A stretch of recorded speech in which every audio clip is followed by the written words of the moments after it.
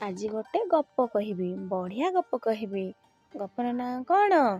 ଚତୁର କୁଆ। ଏଥର ମନ ଦେଇ ଶୁଣ। ବୈଶାଖ ମାସ, ଖରା ଦିନ, ଚାରିଆଡ଼େ ପାଣି ଶୁଖି ଯାଇଥାଏ।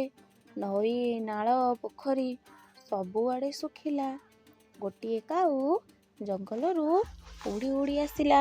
ତାକୁ ବହୁତ ଜୋର ଶୋଷ ହେଲା। ସେ କୋଉଠି ବି ପାଣି ଟୋପାଏ ପାଇଲା ନାହିଁ। ଥକା ହେଇ ଆମ୍ବ ଗଛ ଡାଳରେ ଯାଇ ବସି ପଡ଼ିଲା। କିଛି ଦୂରରେ ଗୋଟିଏ ମାଠିଆ ଦେଖିଲା କାଉ। ମାଠିଆ ପାଖକୁ ଉଡ଼ି ଯାଇକି କାଉ ଦେଖିଲା, ସେଥିରେ ଅଳ୍ପ ପାଣି ଅଛି। କାଉର ଥଣ୍ଟ ପାଣି ପାଖକୁ ପାଇଲା ନାହିଁ। କାଉ କ'ଣ କରିବ? କିପରି ସେ ପାଣି ପିଇବ? ସେଥିପାଇଁ କାଉ ଗୋଟିଏ ବଢ଼ିଆ ଉପାୟ ପାଞ୍ଚିଲା। କ'ଣ? କାଉ ଦେଖିଲା ମାଠିଆ ପାଖରେ କିଛି ଗୋଡ଼ି ପଡ଼ି ରହିଛି। ଛୋଟ ଛୋଟ ଗୋଡ଼ିକୁ କାଉ ଗୋଟିଏ ଗୋଟିଏ କରି ଆଣି ମାଠିଆରେ ପକେଇଲା। ତେଣୁ ପାଣି ଧୀରେ ଧୀରେ ଉପରକୁ ଉଠିଲା।